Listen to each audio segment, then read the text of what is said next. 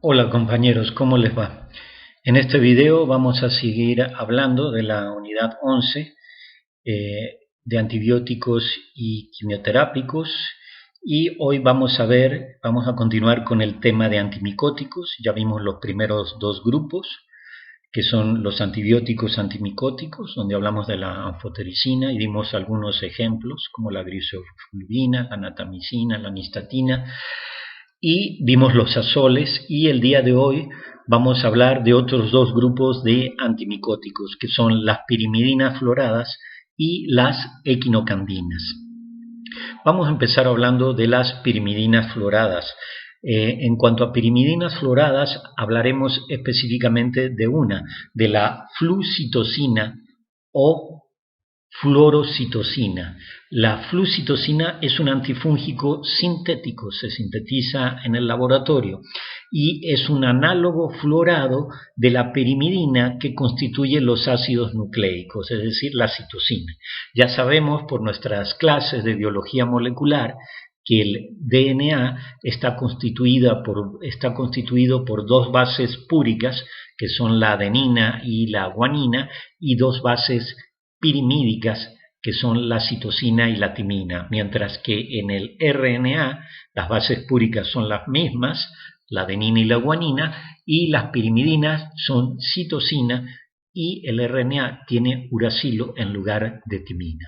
Bueno, entonces la flucitosina es un análogo fluorado de la citosina. Vamos a ver cuál es el mecanismo de acción de la flucitosina.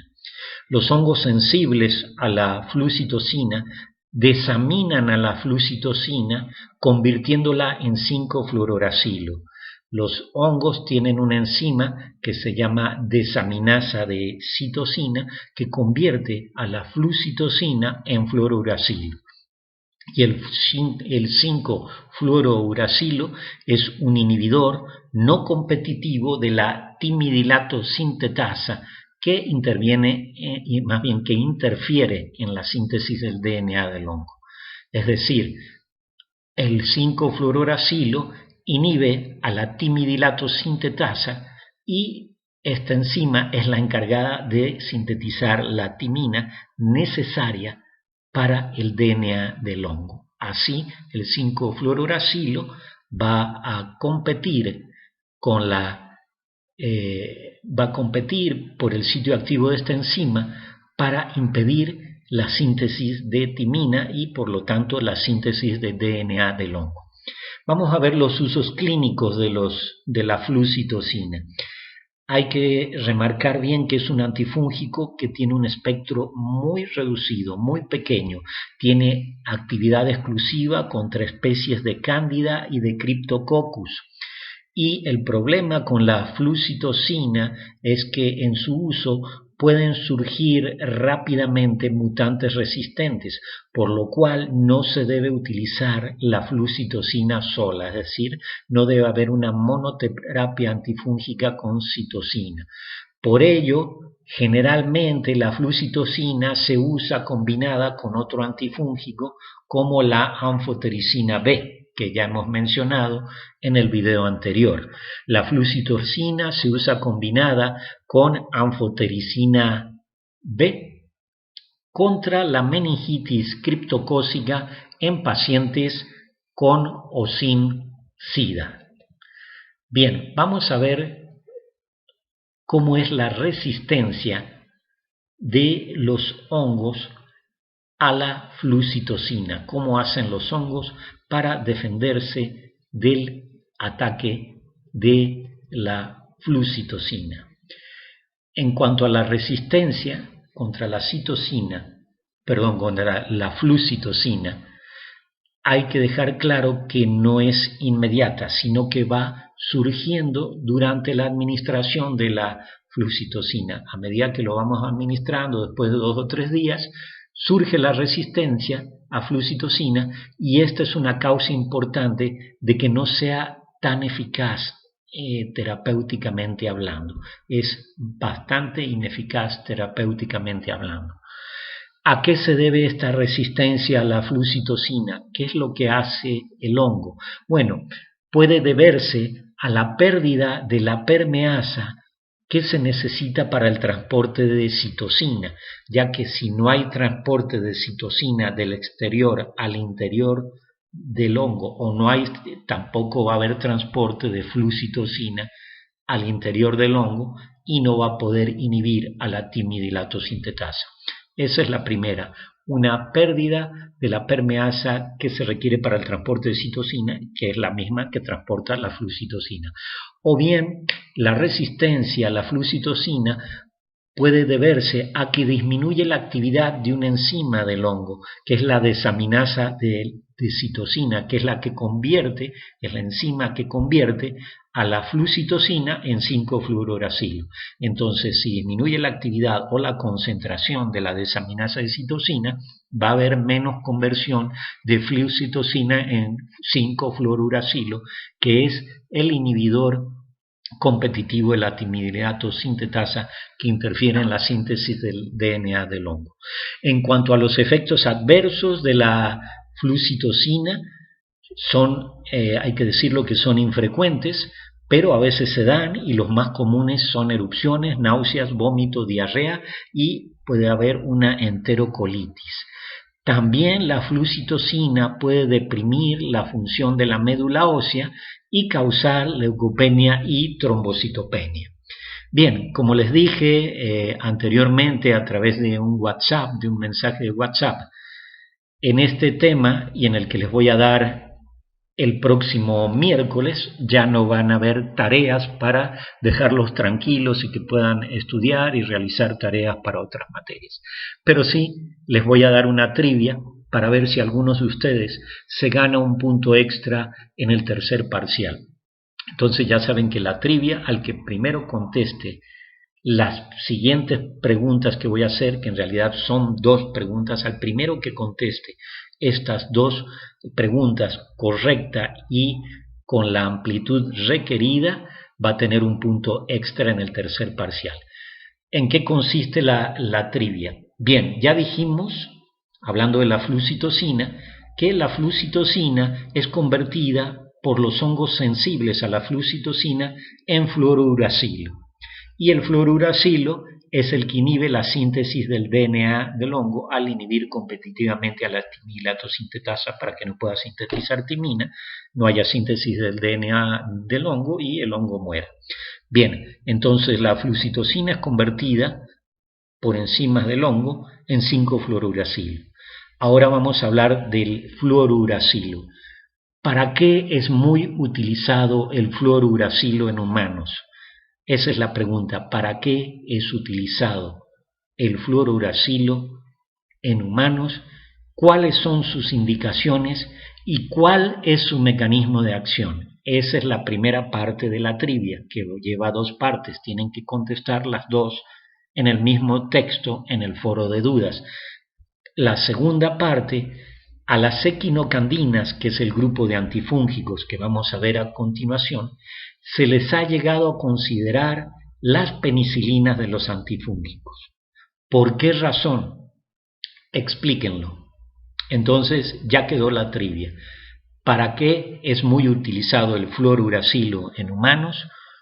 ¿Cuáles son sus indicaciones y cuál su mecanismo de acción?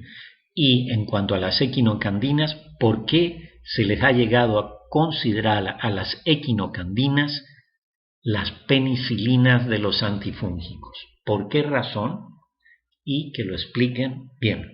Esa es la trivia, compañeros. Y ahora continuamos con el siguiente grupo de antimicóticos, que son las equinocandinas. Las equinocandinas es una familia relativamente nueva de antimicóticos, es bastante reciente. Son compuestos semisintéticos, las equinocandinas, son compuestos semisintéticos derivados de productos de la fermentación de algunos hongos. Y estructuralmente, químicamente, son grandes péptidos cíclicos unidos a un ácido graso de cadena larga. Grandes péptidos, es decir, cachitos pequeños de proteínas, grandes péptidos cíclicos, unidos a un ácido graso de cadena larga. y por eso se les llama lipopéptidos. Como ejemplos tenemos la caspofungina, que actualmente está en uso y desde hace algunos años, por eso es la más utilizada, la nidulafungina y la micafungina, que esta última, la micafungina, ya se ha empezado a utilizar en la clínica. No sé si en México, pero al menos sí en los Estados Unidos de América. Vamos a ver el mecanismo de acción de las equinocandinas. La caspofungina y también las demás equinocandinas, todos estos lipopéptidos, lo que hacen es inhibir la síntesis del beta 1,3-glucano. ¿Qué es el beta 1,3-glucano? Es un polímero de la glucosa que se requiere para la estructura de la pared celular del hongo. Cuando no se sintetiza bien este polímero de la glucosa, el beta 1,3-glucano, la estructura de la pared celular del hongo es defectuosa y generalmente esto lleva a la ruptura de la pared celular micótica y la muerte por lisis de las células micóticas. Bien, los hongos más sensibles a las equinocandinas son las especies de Cándida y de Aspergillus. Subrayen esos, compañeros, los hongos más sensibles a la acción de las equinocandinas son especies de Cándida y de Aspergillus. Bien, vamos a ver los usos clínicos de las equinocandinas. Como les dije, son antimicóticos relativamente novedosos, pero ya se ha aprobado por la FDA el uso de caspofungina en pacientes con aspergilosis invasiva que no responden o no toleran la anfotericina B.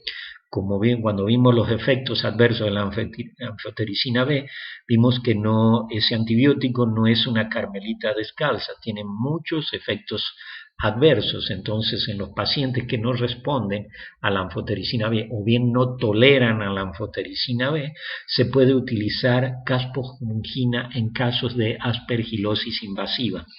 También les mencioné en qué consiste la aspergilosis. Bueno, hay un hongo que se llama Aspergillus, el género Aspergillus, y hay diferentes especies de Aspergillus. Una de ellas, que les mencioné también anteriormente, es Aspergillus flavus, que produce una toxina muy brava para el ser humano, que es la aflatoxina B1, que es muy hepatotóxica. Bueno, entonces la caspofungina es efectiva contra este tipo de aspergilosis, no solamente Aspergillus flavus, sino contra otros hongos del género Aspergillus que producen una aspergilosis invasiva, es decir, sistémica.